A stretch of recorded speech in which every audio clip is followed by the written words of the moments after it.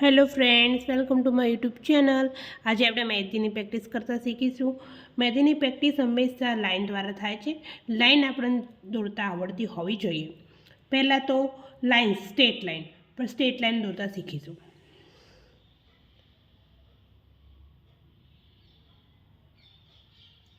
અહીંથી straight line દોરીશું।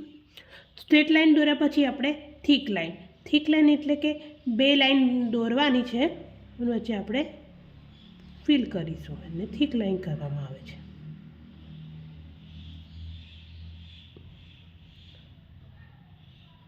Thick લાઈનને જાડી લાઈન પણ કહેવામાં આવે છે। આવી રીતે બે લાઈન દોરી અને એને આવી રીતે ફિલ કરીશું તો આપણે એને થીક લાઈન કરીશું, મતલબ જાડી લાઈન કહેવામાં આવે છે। પછી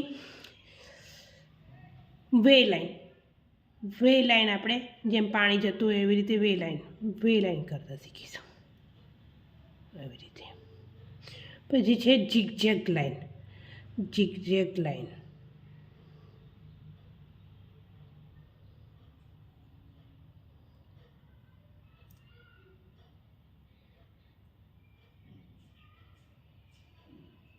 આવી રીતે।